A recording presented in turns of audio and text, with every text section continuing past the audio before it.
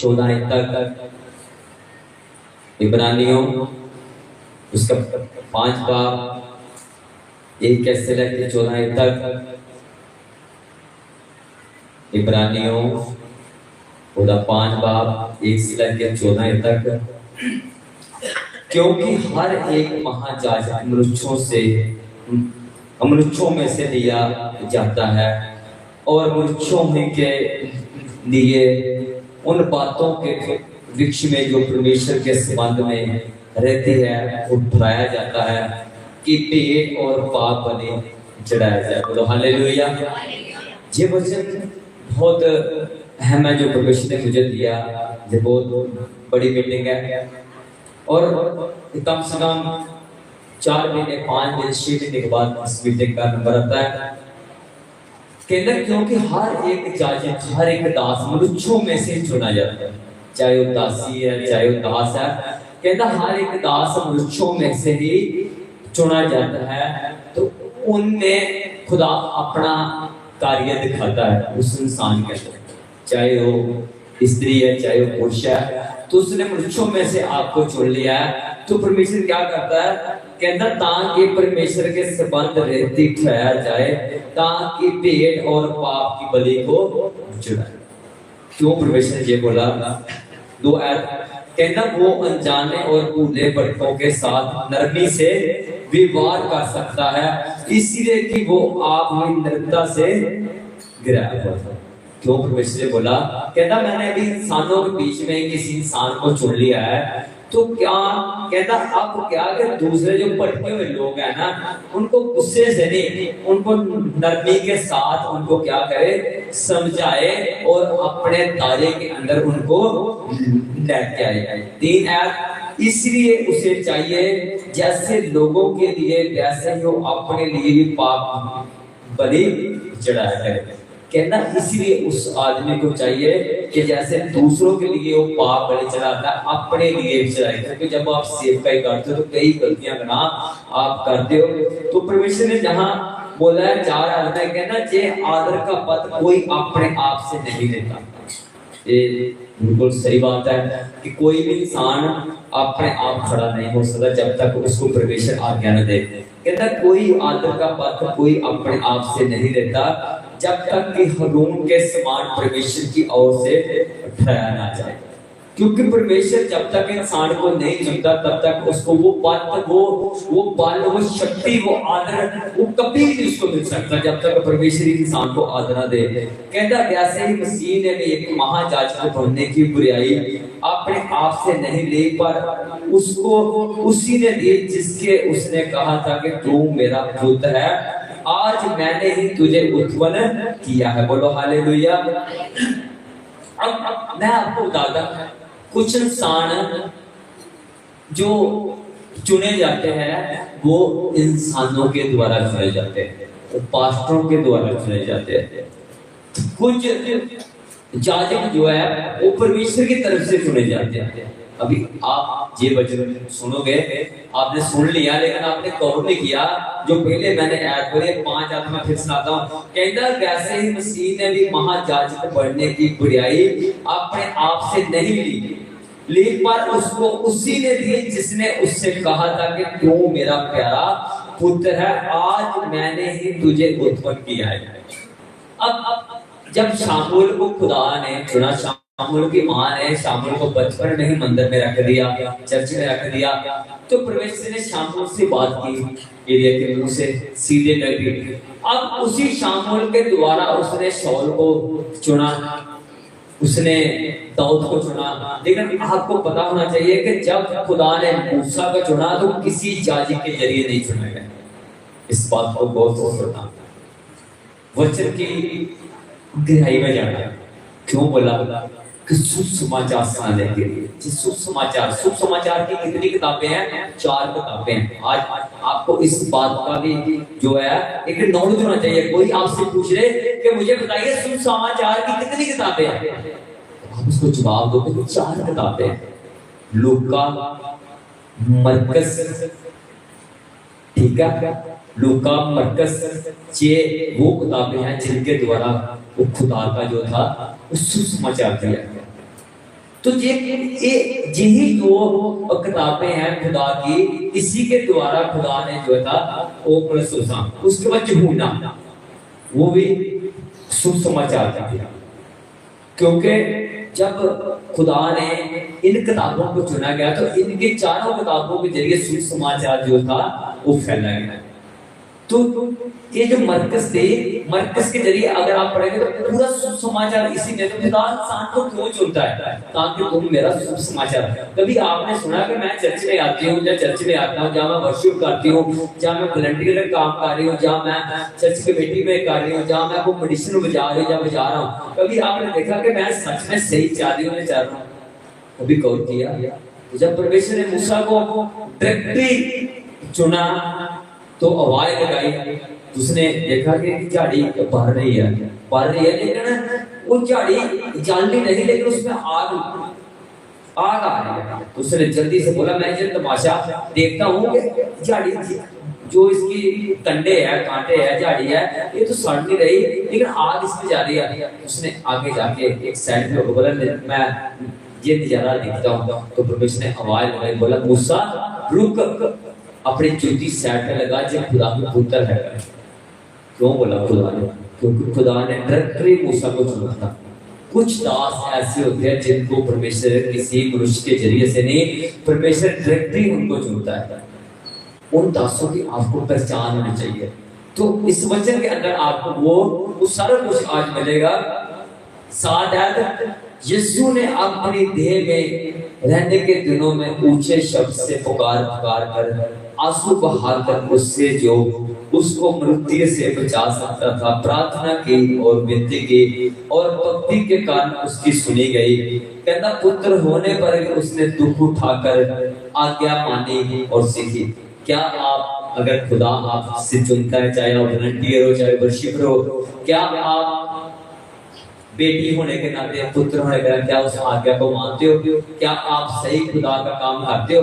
कभी अपने मन के अंदर सोचा कि आप सही दिशा में चल रहे हैं या चलना या नहीं चल रहे? कहना और सिद्ध बनकर अपने सब आज्ञा मानने वालों के लिए सदा काल के उद्धार का कारण हो गया, और उसी परमेश्वर की ओर से मलिक सिद्ध की रीति पर महायाजक का पात्र उसे मिला।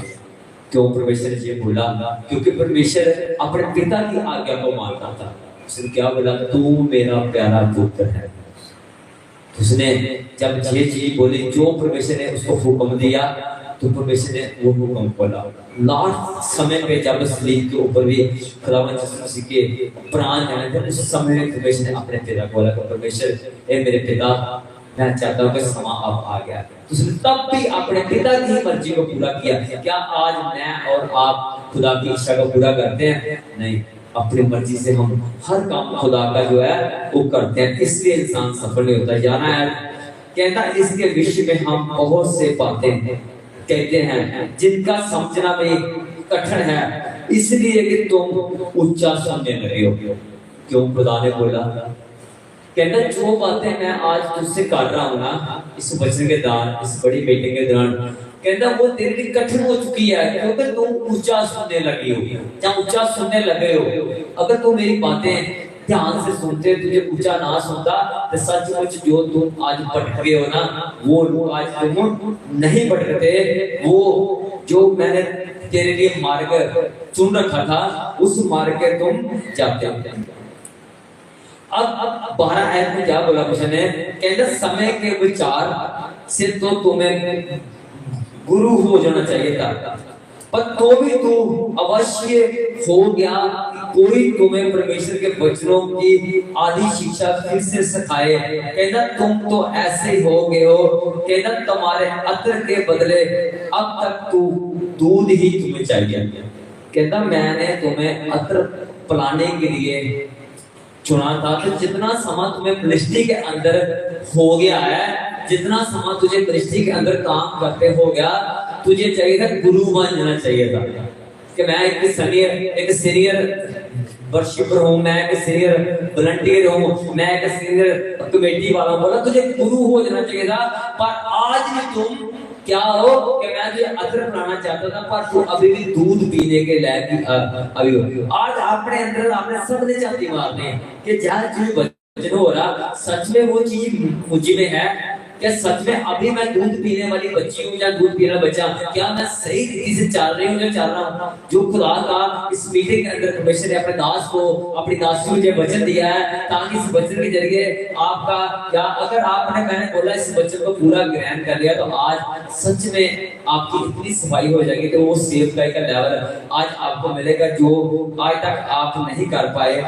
कहता 13 आयत कहता क्योंकि दूध पिलाने वाले बच्चे को तो धर्म के वचन की पहचान नहीं होती क्योंकि वो बालक है, पर अगर सियानों के लिए जिनकी जिनकी जाने निंदा अवश्य करते और भूले बुरे भेद के लिए मरकर निरंतर किए गए। कहता जो अंदर है वो सियानों के लिए है, तो तू बालक है, कहता सिर्फ दूध ही पी सकता है, इसलिए मैं तुझे अंदर नहीं अभी दे सकता हूँ क्योंकि मैंने तुझे बहुत चिर परखा है, बहुत चिर तुझे जांचा है ताकि मैं तुझे वो अतर पिलाऊंगा। अतर तो क्या हमने पूरी जिंदगी वो दूध पीने वाले बच्चे बनने संत पौलुस बोलता है क्या तुम पूरी जिंदगी पानी सुनने वाले ही बनोगे, सुनाने वाले नहीं बनोगे। तो क्या हमने अपनी जिंदगी के अंदर यही मतलब फैसला कर रखा कि हम ये मतलब अतर है जो ये नहीं देंगे, हमने दूध पीने वाले बच्चे। क्या आज जब ये कैसे हो रहा है, आज अगर एक बच्ची वर्षिप करती है तो दूसरी जो है ना वो उसका साथ नहीं देती। साथ क्यों देती कि कहीं ये बच्ची आगे ना बढ़ जाए, ये लड़का कहीं आगे ना बढ़ जाए, वो अपने अंदर है। लेकिन वो जो चीज है एक दिन दूसरों को क्या करती है, पुरपुर से नीचे उतार देती है, उतार देती है क्योंकि परमेश्वर किसी का पक्षपात नहीं करता। ये बच्चे आज किसी का पक्षपात नहीं करेगा, किसी का भी नहीं। क्यों? क्योंकि परमेश्वर ने क्या बोला कि इतनी देर तुझे होने के बावजूद भी तुम्हें गुरु हो जाना चाहिए था, गुरु हो जाना चाहिए। मैं आज भी किसी का नाम नहीं लूंगा, एक लड़की थी मेरे पास, तो वर्षिप करती थी, तो जब एक बाहर से टीम आई तो उस लड़की ने अपना बैग उनको दे दिया, जोर से ताली मारेगा उस लड़की के लिए। आज उसका चेहरा मेरे सामने है, उसने अपना बैग उस लड़के को उसने दे दिया। तो मैं अंदर से उसको खुश हुआ, तो मैंने उसको शाबाश दी, मैं तेरी इस चीज से बहुत खुश हुआ हूँ। मुझे नहीं पता तूने मेरे साथ चलना कि नहीं चलना, पर जो काम तूने किया सच में एक गुरु होने के नाते किया। क्या आज हम ये काम करते हैं? अपना मैं किसी को देते हैं? नहीं, हम अरे मैं कहना तो हम उसकी आवाज को नहीं उठाते। क्यों? तो हम दूसरों को गिराते गिराते खुद ही नीचे चले जाते हैं। क्यों? ऐसे हुआ मेरी बड़ी मीटिंग के अंदर, मेरी बड़ा मीटिंग को रिजल्ट हुआ, तो एक लड़का बाहर से आया वर्शिप करने के लिए, तो उसने जहां वो सर्विस करता था, इस वजह को गौर से सुनना जो आज मैं आपको दे रहा हूँ, क्या कहीं आप किसी के ठोकर के कारण तो नहीं मार रहे। तो उस लड़के ने जहां सर्विस करता था उसने कम से कम 100 बंदे के स्क्रैपर बताए कि मैं आज वहां क्रूसेड हो रहा है, मैं वहां आज गाने वाला हूँ, मैं गाने वाला हूँ, आज तुम लोग देखना, मुझे देखना। तो जो वहां टीम थी उन्होंने बोला कि पास्टर जी हम किसी को बाहर से गाने नहीं देंगे। उस बंदे का दिल टूट गया, दिल टूट गया उस बंदे का। तो वो बैठा रहा, बंदगी उसने टेंट की, आज तक वो दोबारा चर्च में नहीं बंदा है। तो उसका दिल टूट गया बंदे का, इतना दिल टूटा। तो जैसे मैं अपनी ड्यूटी को गया तो मुझे किसी बंदे ने बोला क्रूसेड हजारों कतान में हुआ, वचन बहुत अच्छा हुआ, बाहर से लोग भी बहुत आए, बस से ट्रक भर के बहुत आए, लेकिन बोला तेरी वर्शिप 0 लेवल की। मैंने पूरी वर्शिप बोला, उसी समय उनको सस्पेंड कर दिया। मैंने नहीं किया बल्कि परमेश्वर ने किया। क्यों परमेश्वर ने किया? जब हम ईमानदारी से नहीं चलते, क्या बोला परमेश्वर के वचन ने? बोला तुझे गुरु हो जाना चाहिए था। तो बाहर से परमेश्वर ने बात की मुझसे, तो मैंने सबको बुलाया, मैंने बोला आज से मैं आप लोगों को इस मिनिस्ट्री के लिए तुम कहीं नहीं गाने के लायक पाओगे, क्योंकि तुमने परमेश्वर को धोखा दिया, किसी का दिल तोड़ा। कितनी आस लेके बंदा कितनी दूर से बताया था राजस्थान से, तुमने धोखा दिया उसको। अपने आप को ऊंचा करने के बजाय आदमी खुद ही अपने आप को गिरा देता है। परमेश्वर का काम कैसे होता है? परमेश्वर का काम होता है जब हम दूसरे के साथ कंधा लगा के बंदा, उसने क्या बोला कि कितना सोना मल के भागा वाला दिन के भरा मल के मिलजुल के रहे। क्यों परमेश्वर ने ये चीज बोली है कि हम आज मिलजुल के रह रहे हैं, नहीं, ब्लेंडर खींच रहा है, मतलब कि वर्षी पर वर्षी को खींच रहा है, कहीं वो ना आगे बढ़ जाए, वो ना बढ़ जाए, वो करते करते सभी नीचे उतरे। आज उनमें से एक ही बंदा किसी मिनिस्ट्री के अंदर नहीं गा रहा, किसी मिनिस्ट्री के अंदर नहीं गा रहा, एक भी बंदा नहीं गा रहा। तो जब आप किसी को गिराने की सोचते हो ना, वो इंसान खुद ही गिर जाता है। आगे हम वचन को पढ़ेंगे, इब्रानियों 6 बाब। आज वचन आपको ऐसा मिलेगा कि आपके हृदय को छलनी करेगा। जब मतलब कि पतरस वचन काटा था तो लोगों के जो सीने थे छलनी होते थे, चुपता था। लेकिन लास्ट में वो लोग सुधर गए, इतना सुधर, उन्होंने बोला पतरस आप कहीं मत जाना, क्योंकि जूदियां गल्लां ही तेरे कोल ने। तो ये जूदियां गल्लां ने, अगर आप आज इन बातों को ग्रहण कर लोगे ना, तो आपको कोई भी नहीं गिरा सकता, कोई भी नहीं।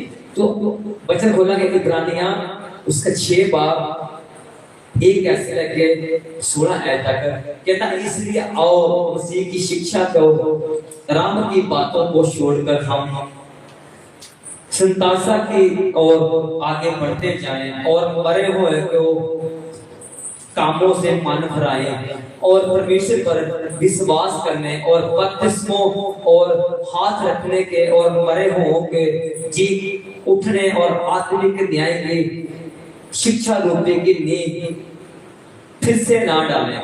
कहता हम अपने अंदर ऐसा काम कोई न डाले कि जिनके द्वारा हमें नींव अपनी दोबारा रखनी पड़े।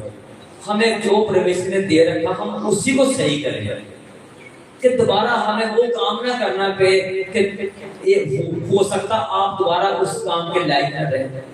तो आपने परमेश्वर का वचन कहा कि हम वही काम को, जो काम हम कर रहे हैं उसी के अंदर हम मतलब के सीधे निकले। तो परमेश्वर ने जैसा भी आपको बनाया, चाहे उसने अच्छा बनाया चाहे माड़ा बनाया, तो इस वचन के दौरान आपने क्या करना है, अपने आप को क्या करना, सिद्ध करना। तीन आयत कहना, यदि परमेश्वर चाहे तो हम यही करें। 4 आयत, क्योंकि जिन्होंने एक बार ज्योति पाई, इस वचन को गौर से सुनना भाई और बहनों, कहता क्योंकि जिन्होंने एक बार ज्योति पाई और जो स्वर्गीय वरदान का स्वाद चख चुके और पवित्र आत्मा के भागी हो गए और परमेश्वर के उत्तम वचन और आने वाले युग की सामर्थ का स्वाद भी चख चुके, यदि वो भटक जाएं तो उन्हें मन फराए के लिए फिर नया बनाना अनहोना होगा। कहता अगर जिस इंसान ने ज्योति पाली है, ज्योति मतलब कि वो इंसान मिनिस्ट्री के अंदर जहाँ चर्च के अंदर ऐसा काम कर रहा है कि सच में उसे लग रहा है कि मैंने परमेश्वर की ज्योति पाली है, तो बोला अगर वो अपने काम से भटक जाए तो उसे दोबारा खड़ा करना अनहोना हो जाएगा। सच में वो जितने गए थे आज तक नहीं खड़े हो पाए, क्योंकि मुझे नहीं पता मुझे परमेश्वर ने ये वचन क्यों दिया, ये आपको गिराने के लिए नहीं, ये आपको उठाने के लिए, कि अगर आपने अपने आप को सुधार दिया तो आप गिरोगे नहीं। तो कहता वो फिर न्याय बनाना ना होना होगा, क्योंकि वो परमेश्वर के पुत्र को अपने लिए फिर क्रूस पर चढ़ाते और प्रकट में उस पर कलंक लगाते। क्यों बोला उसने, क्या बोला, यार तुम्हारा क्रूसर तो अच्छा हुआ, मीटिंग बड़ी अच्छी हुई, पर तेरी वर्शिप नहीं अच्छी हुई। कहता वो परमेश्वर को क्रूस पर चढ़ाते हैं और उसके ऊपर क्या करते, कलंक लगाते हैं। उसने क्या बोला कि तुम्हारी वर्शिप नहीं अच्छी हुई, कलंक लगा दिया।